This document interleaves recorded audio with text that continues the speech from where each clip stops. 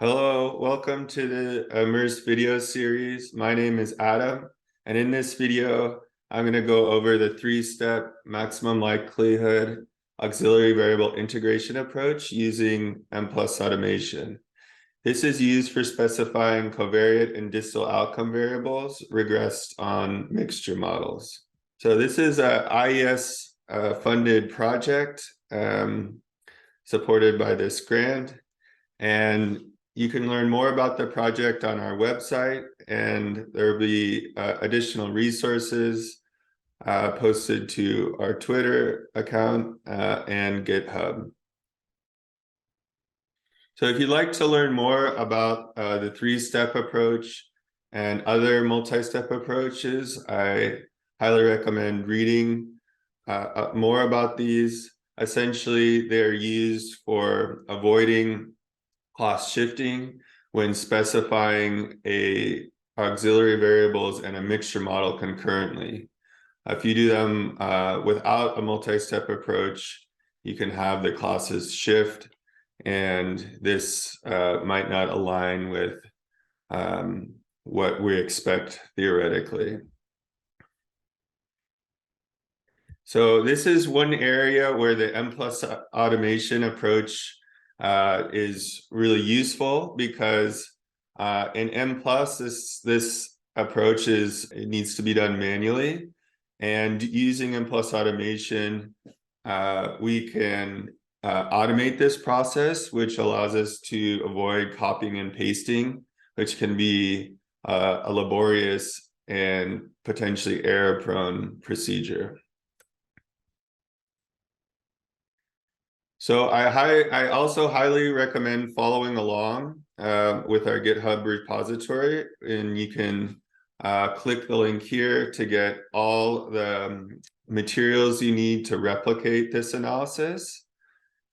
By practicing and following along, you'll get a better sense of how to conduct this procedure. Also, we're going to use this civil rights data collection example, which we've used in previous videos. One video, the enumeration, we've already conducted, and so that would be a first step prior to any three-step analysis, which is finding out which class solution you'll use in future steps.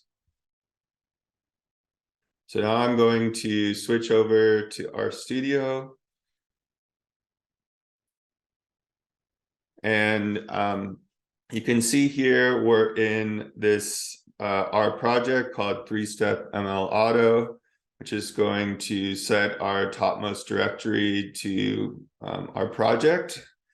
And here we have these subfolders, the three-step M+, which we're going to put our M+ files, and a data subfolder, which we will be using. So first, as always, we need to load our packages. We'll be relying on the MplusAutomation package, as well as relying on this glue package and the glue function, which we'll use to paste our code within strings, text strings, essentially within syntax. It's going to insert something within our M+ syntax, like code chunks.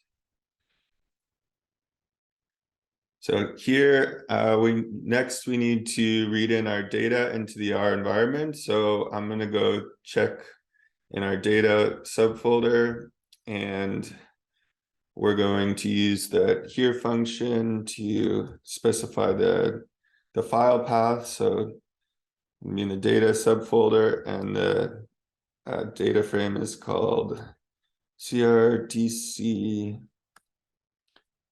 aux data.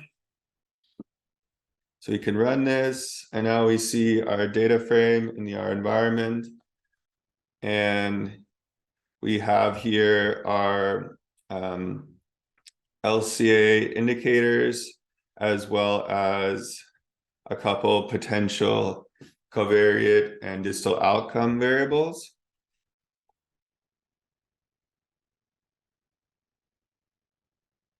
So moving on, now we're going to run the first step of the three-step procedure. So I just want to highlight here some parts of the input syntax which are unique to this procedure.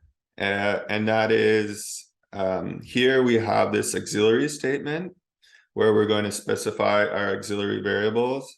And we also have this save data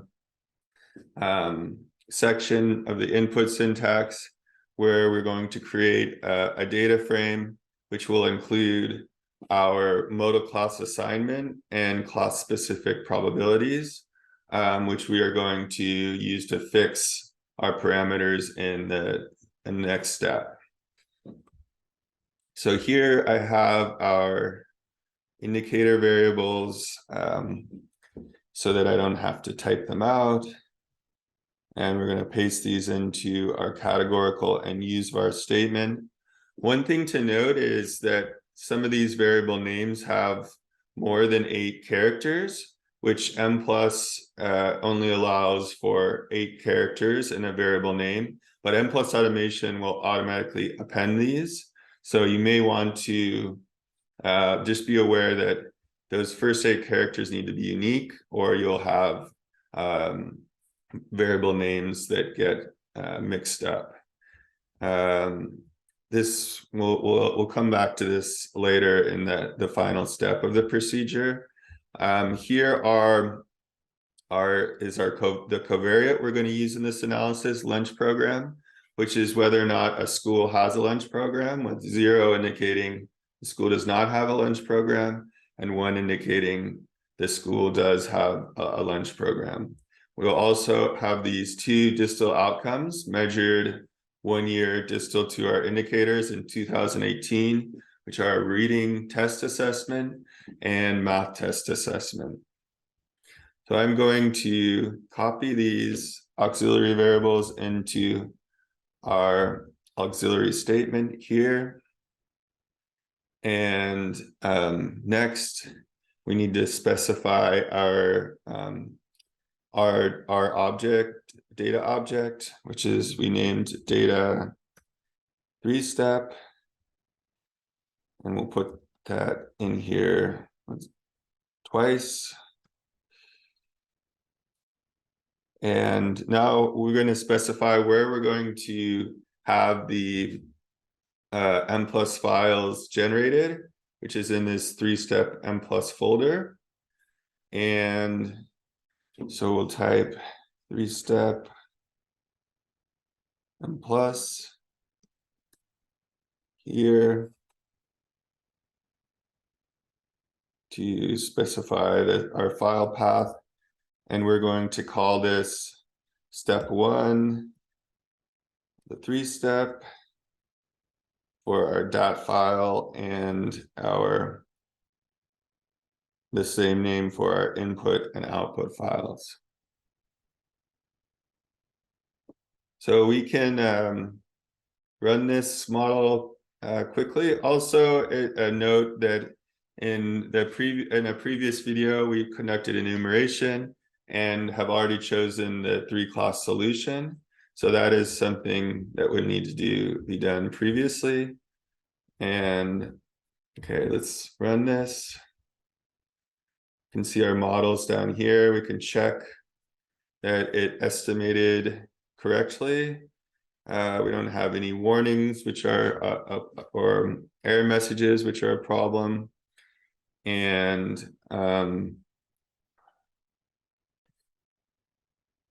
you can see that the data ran in correctly, and that the model looks similar to what we had run in the enumeration step. And we can also check at the end of this output file, it's going to provide information about our saved data dot file. And so this is the order of the variables in our saved data file. So we have our indicators, and we have next listed our auxiliary variables, and then we have this modal class assignment variable and class specific probabilities. And so we can look in our save data dat file, which is not very in a format that's useful to us now, but we're going to make this data set, give it variable names, and use it in the next step.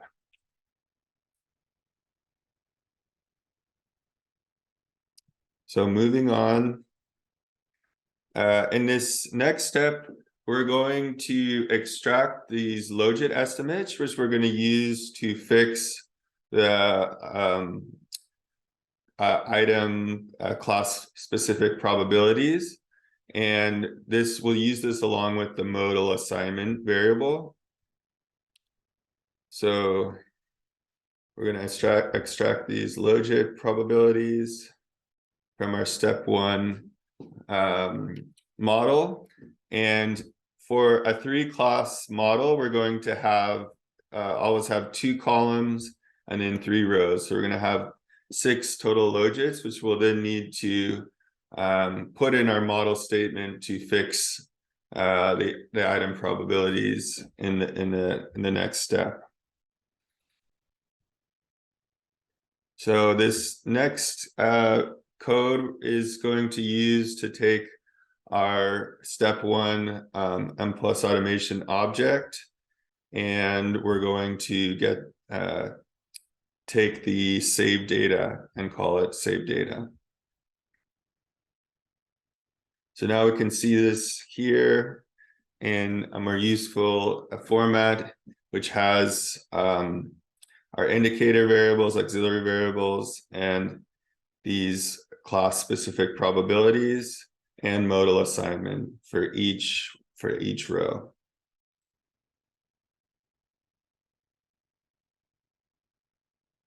So this next step, we're going to just rename the column for modal assignment from C. We're going to call it N.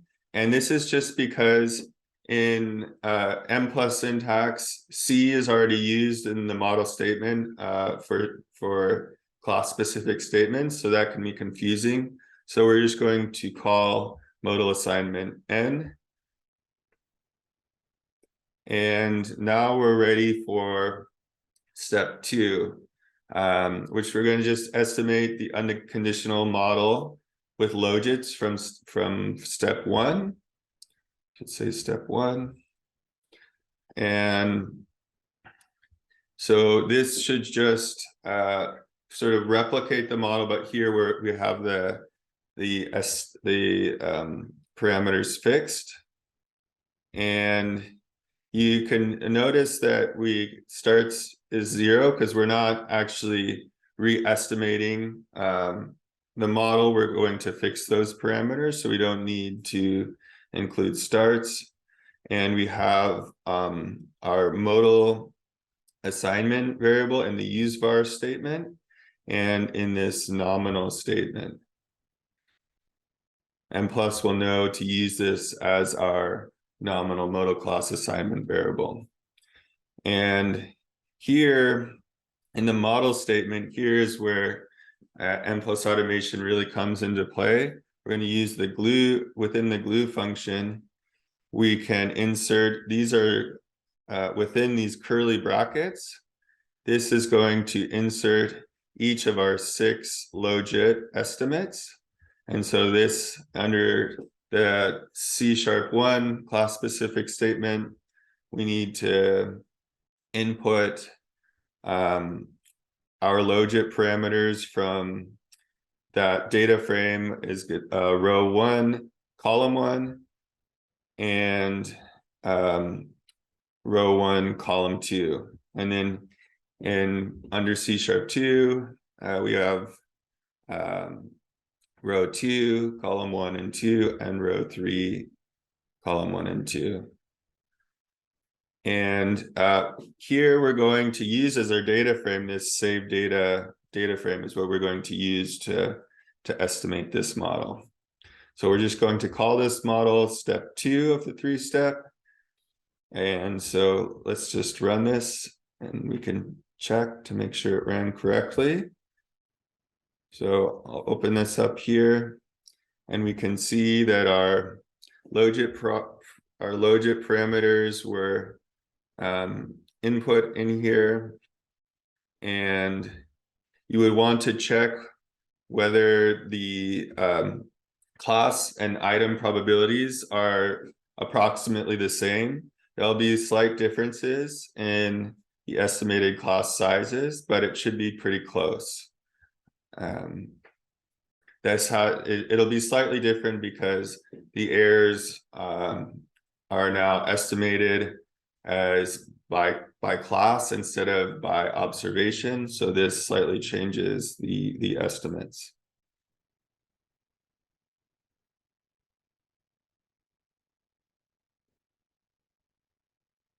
So next, in the final step of the 3-step procedure, we will specify the model that we'd like to run.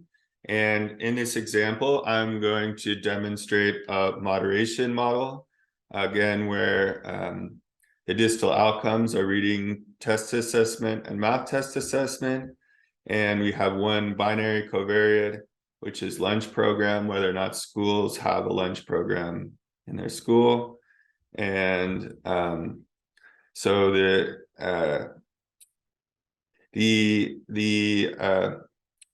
class latent classes are going to moderate the relationship between the covariate and reading test assessment and the covariate and math test assessment. So latent class is our moderator in this model. So here we have our step 3, our moderation model syntax. There's a lot here to digest. We are going to go over some of the specifics of this example in another video where we go in further detail and how you would interpret and display these results. But one thing to note here is that in the save data frame, these variables have been appended automatically by MplusAutomation. So you need to append it to 8 characters. So that's why these variable names are different. And we can see this in our save data frame as well, where lunch program, reading test, these variable names have been appended. So we need to be aware of that if that happens in your research context. And so in the useVar statement, we're going to list our auxiliary variables. We're going to also, again, list the modal class assignment under nominal and useVar, same as in the previous step. And often in a moderation analysis, you'll center the covariate so that the relations are for between the covariate and the distal outcome are at the by class, moderated by class, are at the average of the covariate. So we can use the define statement to center the lunch program at the grand mean. And next, we're going to use this glue function again to insert our Logit parameters just the same as above. So that's copied the same as above. If we had a 4-class example or a different class example, you need to alter this code so that there would be, for a 4-class example, there would be 4 C# 1 through 4, and you'd actually have N# 1 through 3 under each class specific statement. So that's just something to note if you have an example with different class solution. You're going to have to alter the code a little bit there. And next, in this overall statement, we're just specifying our regressions of our distal outcome on the covariate for reading and math, as well as this is the reading test intercept and the math test intercept, which we want to estimate. And here now in our class specific statements, we are estimating actually this above, I made a mistake. This is I believe the variance for reading test and math test, the overall variance. So here in our class specific statement, we're going to estimate the intercept for class 1, the distal mean intercept in class 1. And we're going to label this M1 because we're going to calculate these mean differences in our model constraint. And here in each class specific statement, we'll specify the variances of our distal outcome, as well as the regression of reading test on lunch program. So this is where really the moderation beta coefficient is estimated by each class, because this is under class 1. So we're going to do this for our reading test assessment outcome variable and our math test assessment variable. And we need to label these each intercept and slope with a different name. And so here we have the same syntax essentially repeated for class 2 and class 3. Now under model constraint, we're going to estimate our pairwise intercept differences. So this is for reading test outcome, the pairwise difference between class 1 and class 2 for reading assessment. And then this is for math assessment, as well as the slope differences for class 1 and 2 respectively. This is the slope of reading assessment on or the reading assessment on the covariate, and then math assessment on the covariate. So under the model test, we would usually in this context estimate omnibus tests to see if at least one of the outcome differences is significantly different, or one of the slope differences is significantly different. But M+ only allows us to conduct one of these analyses at a time. So you can see here using these exclamation marks, I've commented out all this syntax. And so this model will actually only run the wald test for the math test assessment. And in a research context, we would want to rerun these models and then switch which of the syntax is commented out, so that we can run each of the omnibus tests separately.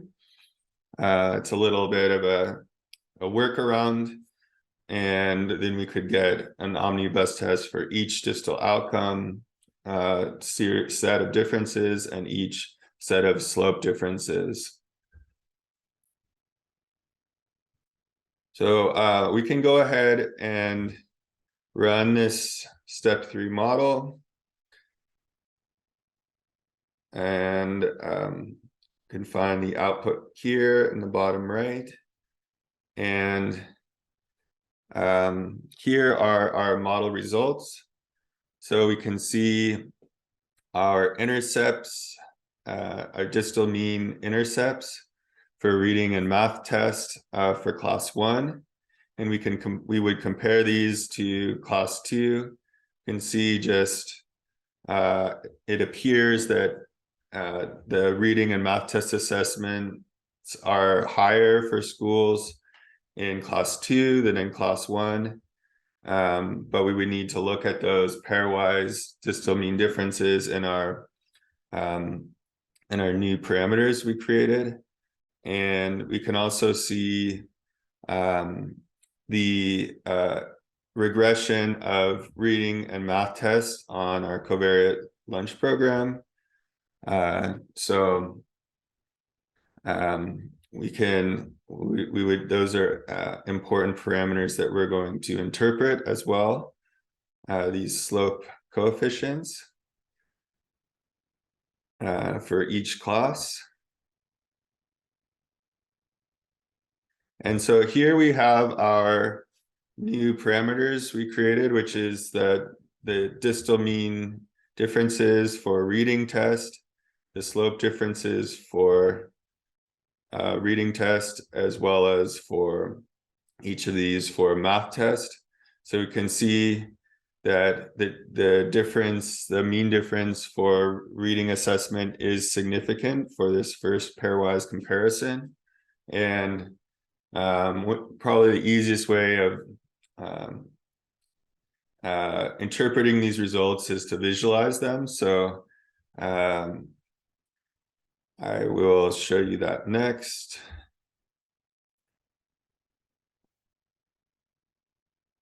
So just as a heads up, I'm going to skip quickly through these results because we're going to go in greater detail to interpret and generate these plots in the next video. So I'm gonna actually switch over to the markdown. Nicer way to look at the results. So here we can see our distal mean differences for reading test and math test. And we've used just these A and B subscripts to indicate which of the pairwise differences are different. And so we can see that this class, this pink class, is significantly different than the green and blue class, but the green and blue classes do not have significant pairwise differences. So that's an important result we would interpret. Here we have the latent class moderates the effect of the school lunch program on reading and math test assessments. And we can see these slope differences here in this simple slopes plot. And something that might be interested and that we would want to investigate further is this red or pink class. The slope is clearly different than the slope of the blue and green classes. So schools with no lunch program in this class that has reported low harassment and has high staff or has counselors and law enforcement at the school